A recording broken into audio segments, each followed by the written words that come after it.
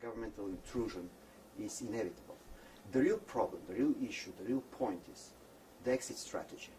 Not to make the governmental presence permanent, not to forget that the markets at the end are the best judge who should live and who should die in a business area. As far as the emerging markets, the rapidly developing economies are concerned, the first and most important point is that they turn not to be, as has been claimed universally, decoupled from the rest of the world. Nothing like this there is no facts that prove that. They are really part of all this. Second, they are really different.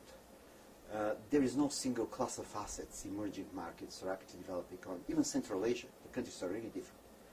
What is the same is the kind of a pressure that they have on them at the moment. And they're going to react differently, they're reacting differently, and we're going to see a totally different output at the end. At the end of the day, the multinationals need to be where the growth is.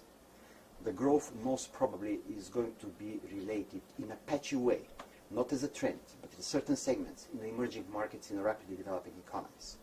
So they're going to be in Central Asia, they're going to be in Russia, they're going to be in Brazil, they're going to be in Venezuela, they're going to be in Africa. There is no other choice because probably this would be really the critical element that would make the difference for the multinationals between success and failure in a world market to offset the inevitable slowdown in the West, so to deal with the emerging markets. So I don't see them on midterm withdrawing.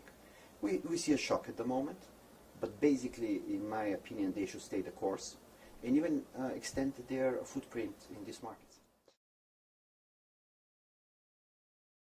I believe that the international system has reached a new stage where these countries overall the countries of Central Asia should be really recognized as international players, significant international players, because most of them, in their own ways, has contributed to the international stability, to the security, to a lot of issues economically that should be recognized and appropriately implied in the action of the new administration. Second, they should not be put in a position where they should choose between China, Russia, or United States. And a smart move of administration would be not to put them into this position. It should provide a platform for a constructive dialogue, keeping in mind the realities of the region, and taking into account the best interests of the Central Asian countries. What exactly is happening in Central Asia?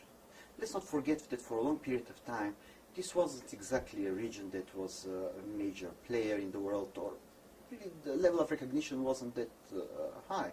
So I believe the critical mass is there for these countries to get their well-deserved position and recognition into the world system and the newly emerging world.